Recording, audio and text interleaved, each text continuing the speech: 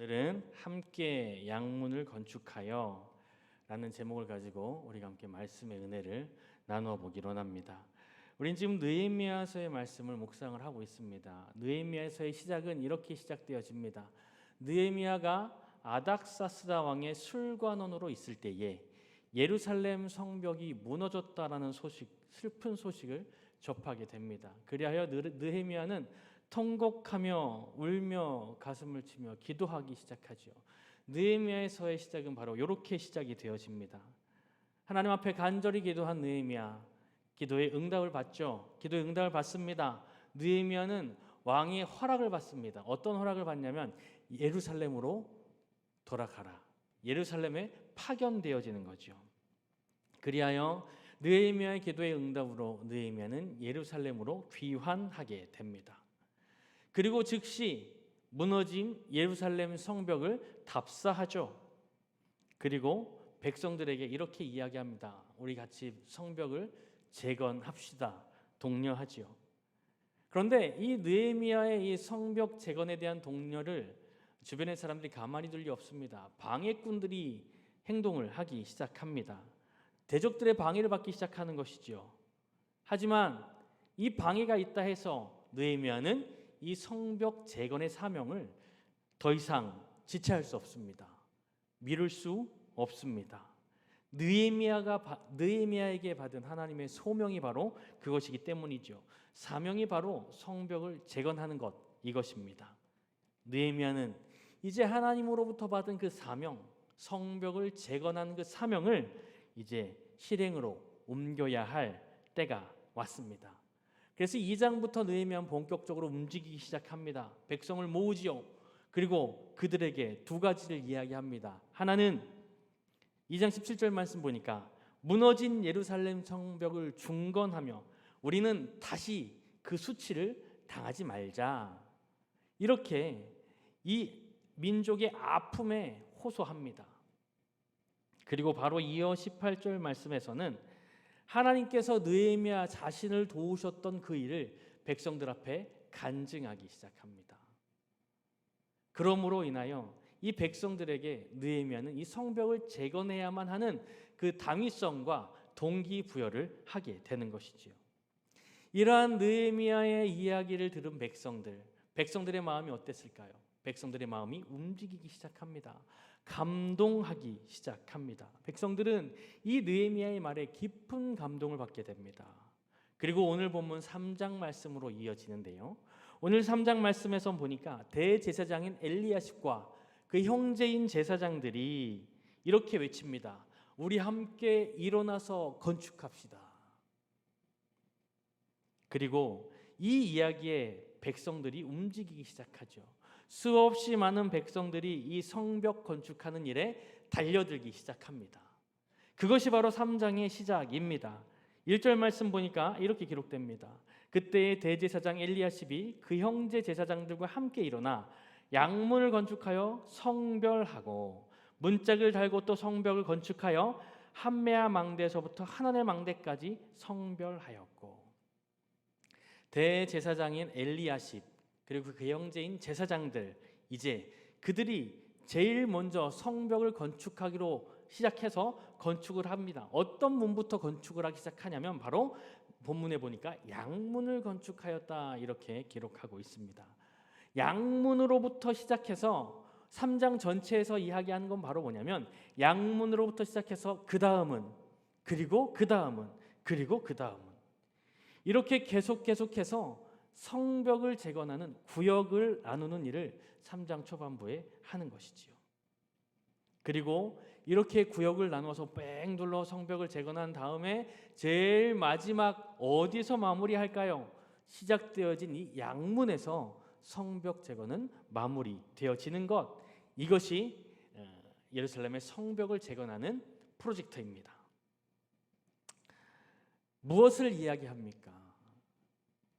유다 백성들은 반드시 이 양문에서부터 모든 성벽이 회복되어져야 한다는 그러한 간절한 마음을 우리는 이 본문에서 찾아볼 수 있습니다. 그렇다면 양문은 무엇일까요?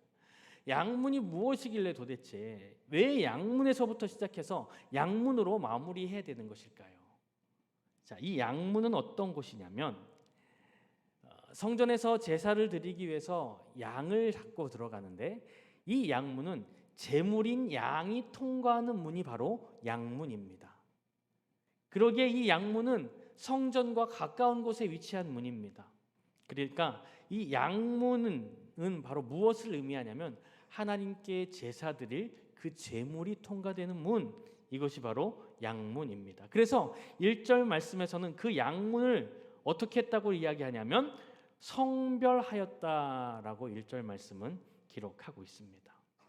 유다 백성들의 마음 가운데는 가장 시급한 것, 가장 중요한 것이 바로 무엇이냐면 양문을 먼저 건축해서 하나님께 제사 드릴 제물이 통과하게끔 해야 되는 것이죠.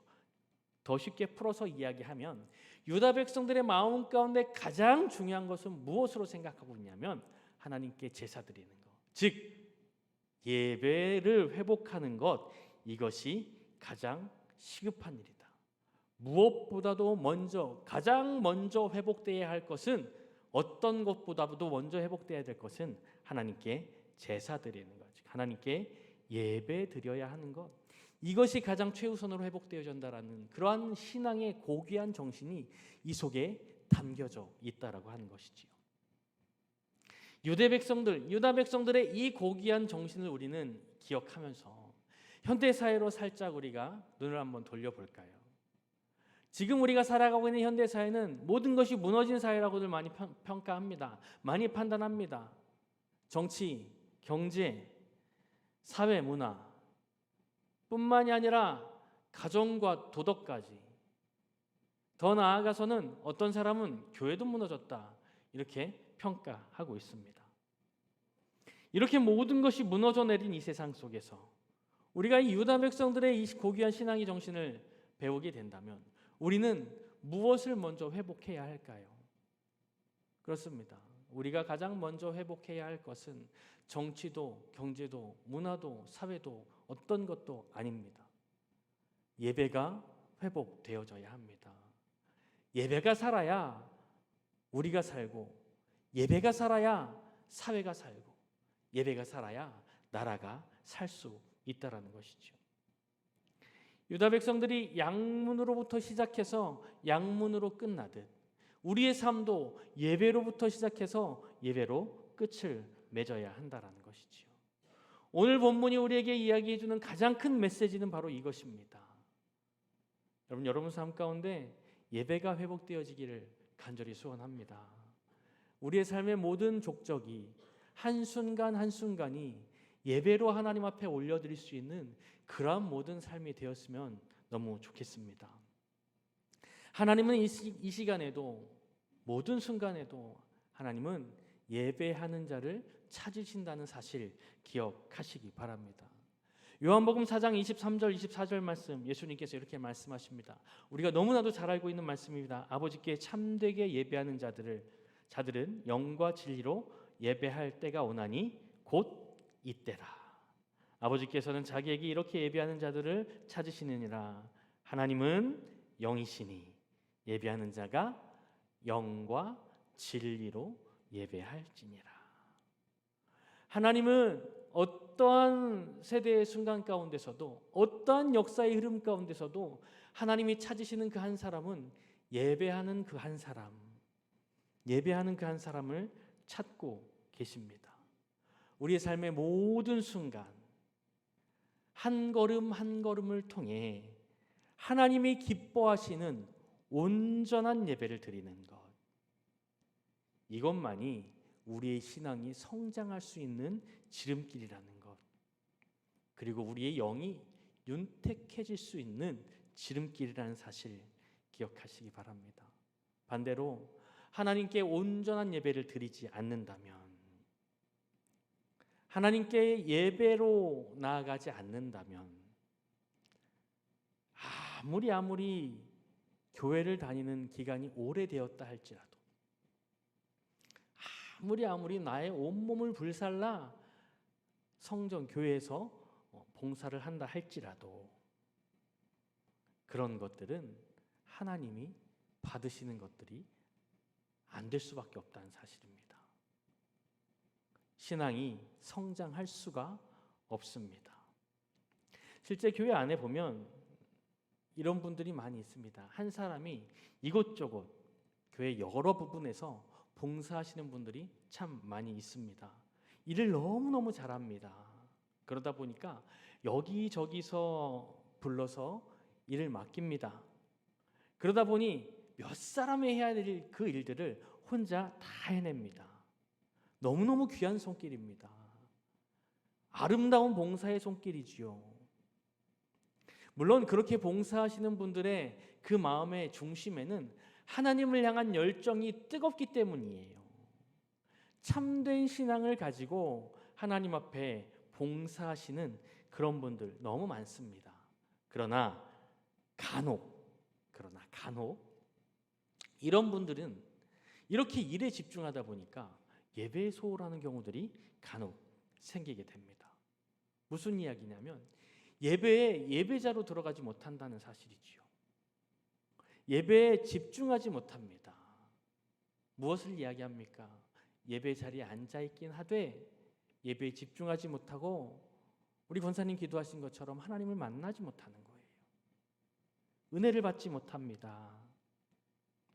예배 시간에도 앉아있으면서 계속 머릿속에 떠오르는 것은 다음 스텝에는 무슨 일을 해야 되고 다음 스텝에는 무슨 일을 해야 되고 시간이 분단위 초단위로 머릿속에서 쪼개져서 움직이는 그 플랜이 계속 머릿속에서 돌아가는 거죠.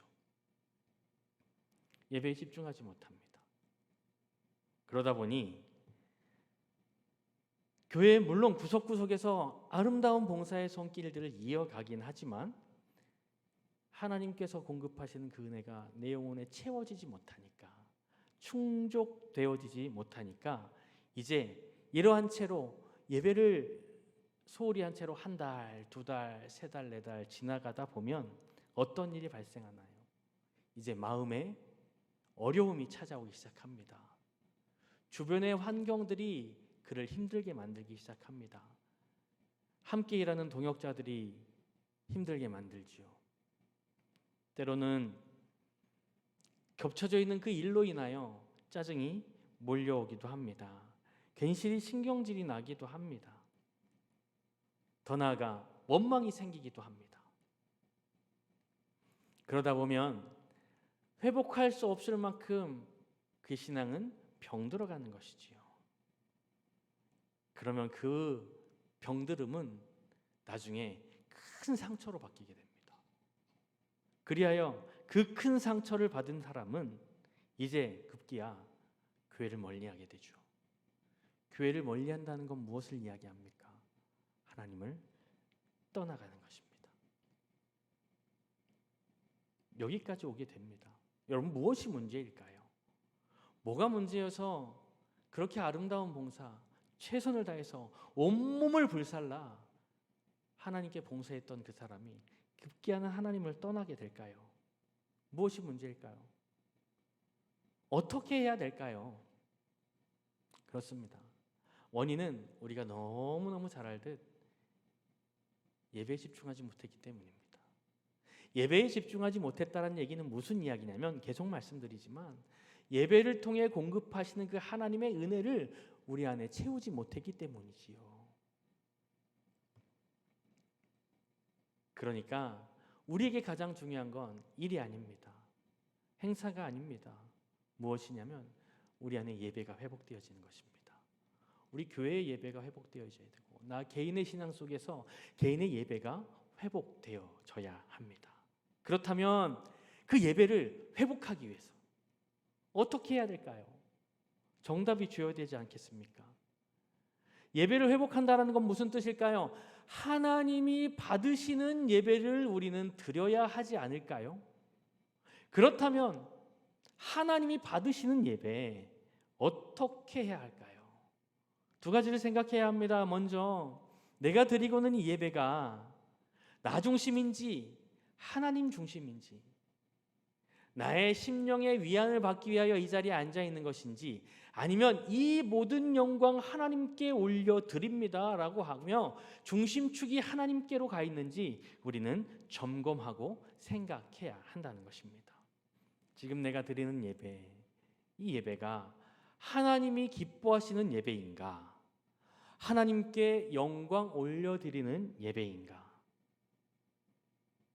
더 중요한 거, 이 예배를 과연 하나님이 받으시는 예배인가, 그렇지 않은 예배인가?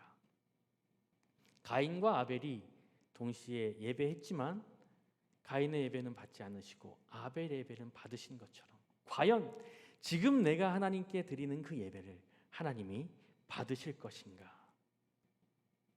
이 기준 누구도 판단할 수 없겠죠. 본인만 알 것입니다.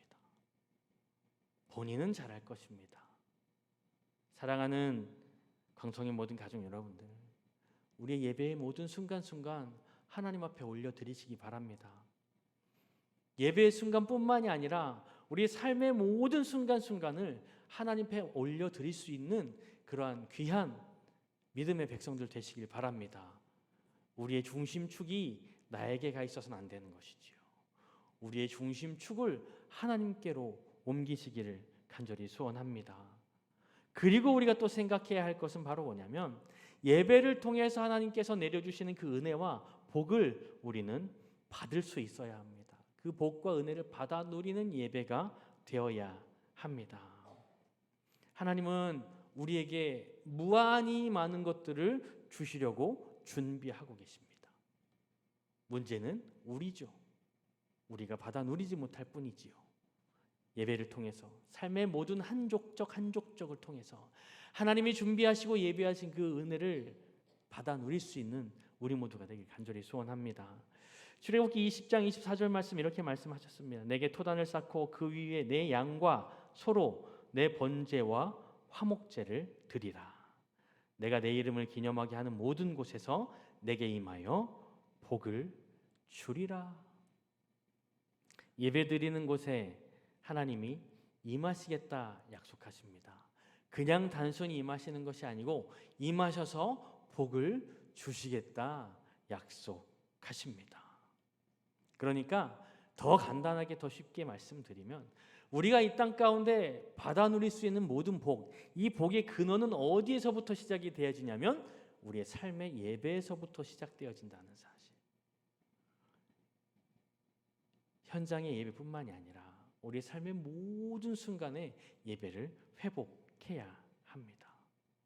그리고 우리 삶의 모든 순간의 일들은 예배로 시작되어야 합니다. 그리고 예배로 마무리되어야 합니다. 누구처럼요? 오늘 본문 속에 나오는 유다 백성들처럼요.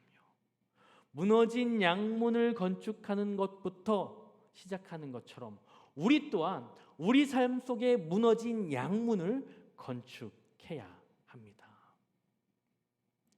그리고 3장 1절 이후의 말씀은 이제 또 이렇게 기록합니다. 양문을 성별하여 건축하는데 한메아 망대에서부터 하나넬 망대까지 성별하였다라고 기록하고요.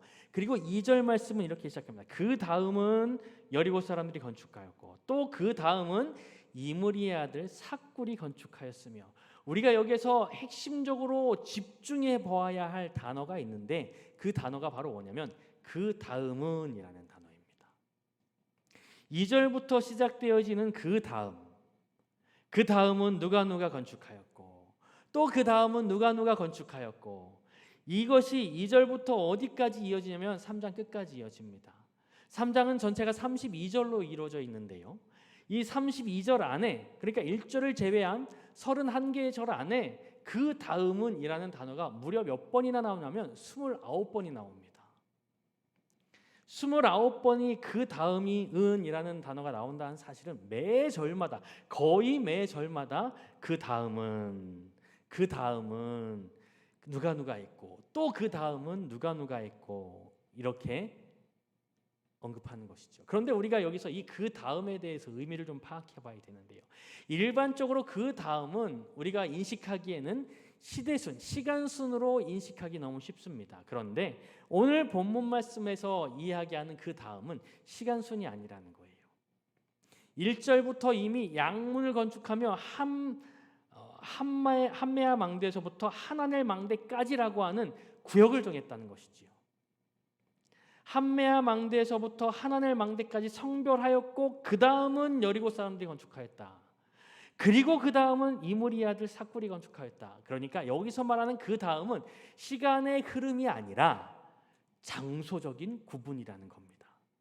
그러니까 여기에서 여기까지는 누가 건축했고, 이어서 여기에서 여기까지는 누가 건축했고, 이어서 여기에서 여기까지는 누가 건축했고, 이렇게 섹타를 나누어서 뺑 돌면서 마무리는 어디냐면 양문으로 마무리를 하는 것이지요. 그러니까 구역을 나눈 것입니다. 그 다음이라는 말은. 그리고 그 구역 안에 팀장들이 있는 것이지요. 그 팀장들이 팀워크를 이루어서 그 구역을 건축하였고, 이 팀장들끼리 또 팀워크를 이루어서 느헤미야의 지도 하에 커다란 성벽을 완성하는 것이지요. 그러니까 이 지역은 1팀이, 그 다음 지역은 2팀이 이런 식으로 구분하는 것입니다. 그래서 각 지역마다 팀장의 이름들이 오늘 성경에 기록되어지는데요. 그 이름이 무려 47명입니다. 그런데 우리가 쉽게 생각할 때 47명이나 되는 이름, 간단하게 해결할 수 있는 방법이 있죠. 어떻게 하면 간단하게 해결될까요? 이겁니다. 느헤미야 외 46명이 예루살렘 성벽을 건축하였으며. 그러면 간단하게 끝나지 않았을까요? 그런데 오늘 성경을 보면 이 느헤미야서의 저자는 느헤미야인데, 느헤미야는 친절하게 한 명 한 명의 이름을 다 일일이 언급하고 있습니다. 한 명도 빠지지 않고 구체적으로 언급하고 있습니다. 귀찮지 않았을까요? 그냥 간단하게 해결할 수 있는 문제인데 왜 굳이 이거를 한 명 한 명 구체적으로 언급하면서 그 이름 47명의 이름을 다 기록했을까요? 이유는 이겁니다. 그 중에 한 명이라도 책임을 다하지 않았다면 이 성벽은 완성되지 못했을 것이기 때문이지요. 그 한 명 한 명의 책임이 바로 완벽한 성벽을 이루었기 때문입니다. 그러니까 어떤 한 명도 중요치 않은 사람이 하나도 없습니다. 예루살렘 성벽을 재건하는데 그 46명 중에 느헤미야를 제외한 46명 중에 한 명의 이름도 빼놓을 수 없었다라는 것이지요.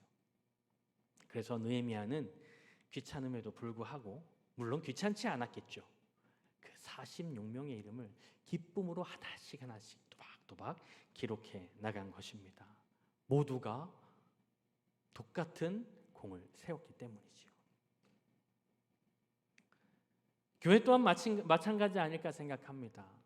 이 말씀을 그대로 기억하면서 우리 시선을 교회로 또 옮겨보면 성경에서는 교회를 뭐라고 이야기하냐면 고린도전서에서 교회는 그리스도의 몸이다 이렇게 말씀하십니다. 그리고 이 교회는 수없이 많은 지체들로 이루어졌다. 그리고 그 지체 하나하나가 중요치 않은 것이 하나도 없다. 그러면서 이 교회 공동체를 이야기하기 위해서 우리 몸을 예를 들었죠. 눈, 코, 입, 머리, 손, 발 어디 하나 중요하지 않은 부분이 하나도 없듯 고린도전서 12장 27절 말씀에서는 이렇게 말씀하셨죠.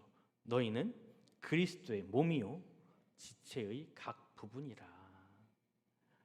머리부터 발끝까지 어떤 것 하나 우리 신체에서 중요하지 않은 것이 없듯 심지어는 손톱까지도 발톱까지도 아주 작은 새끼발가락 하나까지도 각자의 역할이 있고, 그것이 역할을 하지 못한다면 몸이 굉장히 불편함과 심한 고통을 느끼는 것처럼 교회를 이루는 모든 각 지체들은 이렇게 몸을 구성하는 지체이다. 그러니까 이 교회 공동체를 이루는 많은 사람들 중에 쓸모없는 사람, 아무리 약하게 보이지만 그 사람조차도 쓸모없는 사람은 없다라는 것을 우리에게 주고 있습니다. 제가 예전에 큰 교통사고를 한번 당한 적이 있습니다. 너무 큰 교통사고입니다. 제가 차 유리를 뚫고 밖으로 나갔습니다. 기절했죠. 깨보니 또랑에 제가 빠져 있더라고요. 차 유리는 제 앞에 있고. 그런데 정말 신기한 게 뭔 줄 아십니까? 온몸이 다치지 않았어요. 멀쩡했습니다. 그런데 나중에 몸이 조금 적응을 하면서 아픈 부분이 하나 생겼습니다. 그게 어디였냐면 새끼발가락입니다. 남들이 봤을 때는 그 새끼발가락 하나 다친 거 가지고 뭘 그렇게 생각할 수 있는데요. 저는 그 새끼발가락 때문에 한쪽 다리를 쓰지를 못했습니다. 걷지를 못하겠더라고요. 여러분, 우리 몸의 각 지체가 바로 그렇습니다. 아주 작은 보잘것없는, 아니 감추어져 있고 남들에게 보이기 싫은 그런 한 부분이긴 하지만 그것조차도 제 기능을 하지 못할 때에는 우리 몸은 불편해질 수밖에 없다는 사실이에요. 우리 교회를 이루는 모든 지체들이 그렇습니다. 그러니 우리 교회는, 우리 공동체에 있는 모든 지체들은 서로가 서로를 어떻게 해야 될까요? 돌봐야 합니다. 저 지체가 불편하면 곧 누가 불편한 거예요? 내가 불편한 거예요. 그러니까 교회 공동체를 이루는 모든 각 지체들은 혼자만 살아가는 것이 아니고 서로가 서로를 돌봐야 하는 것이지요. 그러니까 교회 안에서는 분쟁이 있으면 될까요? 안 될까요? 절대로 분쟁이 있어서는 안 됩니다. 분쟁이 있을 때 물론 분쟁의 당사자들 가슴 아프죠. 속이 상합니다. 스트레스 받겠죠. 마음이 아프죠. 그런데 그 분쟁은 당사자들 둘로만 끝나지 않는다는 사실이에요. 그들의 분쟁으로 인하여 교회 전체가 아프다는 사실입니다. 제가 새끼발가락 하나 다쳐서 걷지 못했을 때 온몸이 불편함을 느꼈던 것처럼 단순한 두 명의 그냥 지나갈 것과 같은 단순한 분쟁이 그들만의 분쟁으로 끝나지 않는다는 사실. 그들이 아팠을 때에는 그것으로 끝나지 않고 그들의 아픔은 곧 교회의 아픔이 되어진다는 사실입니다. 그러니 우리 교회 안에는 모든 공동체를 이루는 지체들은 어떻게 해야 하냐면 서로가 서로를 돌봐 주어야 합니다. 그래서 고린도전서 12장 13절 말씀에서는 이렇게 이야기합니다. 우리가 유대인이나 헬라인이나 종이나 자유인이나 다 한 성령으로 세례를 받아 한 몸이 되었고 또 다 한 성령을 마시게 하였느니라. 한 성령 안에 있는 우리는 서로 화목해야 합니다. 느헤미야의 위대한 점이 바로 그겁니다. 느헤미야는 자기 자신을 세우기보다는 지체들을 세울 줄 아는 사람이었습니다.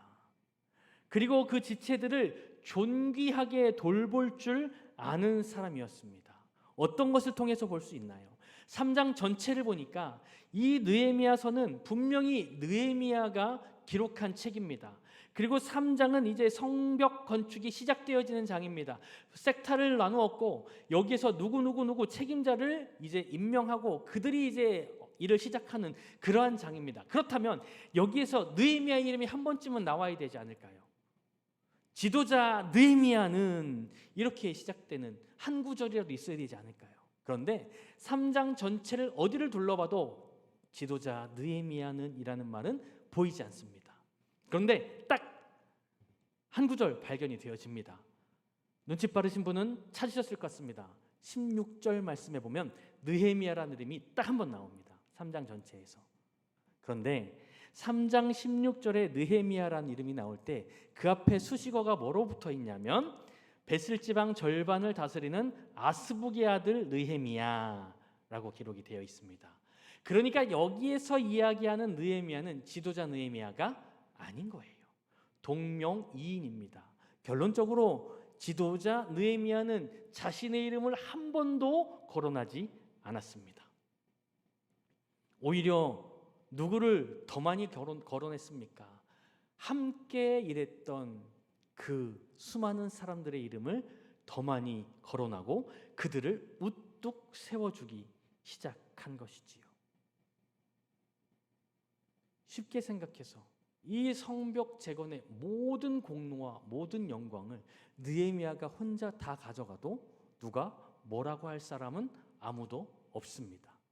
그로 인하여 어려운 성벽 재건이 시작되었기 때문이지요. 그러나 느헤미야는 자기를 높이지 않았습니다. 오히려 자기는 쏙 빼고 동역자들의 이름을 높였다라는 것이지요. 자신은 죽이고 동역자들의 이름을 높였던 느헤미야. 우리가 느헤미야로부터 배워야 할 자세가 바로 이런 것 아닌가요? 성경 속에서 또 이 느헤미야처럼 겸손한 모습으로 다른 사람들 섬겼던 그러한 아주 좋은 예를 또 한 번 찾아볼 수 있습니다. 누구일까요? 바로 우리 예수님이십니다. 빌립보서 2장 6절 7절 말씀에서는 예수님에 대해서 이렇게 기록합니다. 그는 근본 하나님의 본체시나 하나님과 동등됨을 취할 것으로 여기지 아니하시고 오히려 자기를 비워 종의 형체를 가지사 사람들과 같이 되셨고. 이 시간 간절히 원하는 것은 이 예배를 드리는 사랑하는 광성의 모든 가족들이 이러한 예수님의 모습을 닮아갔으면 좋겠습니다.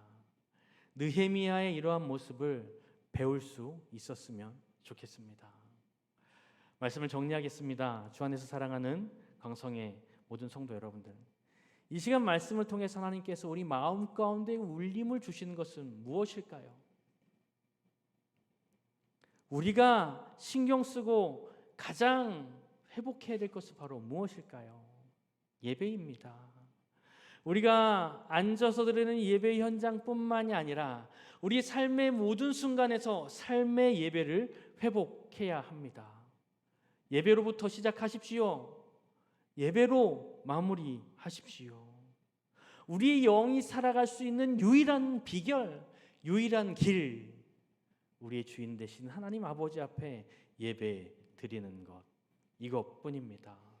우리의 삶에서 예배가 회복되어져야만이 우리의 삶의 모든 부분이 회복되어집니다. 그리고 우리 공동체에 속해 있는 모든 지체들을 소중히 여기시길 바랍니다. 무엇처럼요? 내 몸처럼요.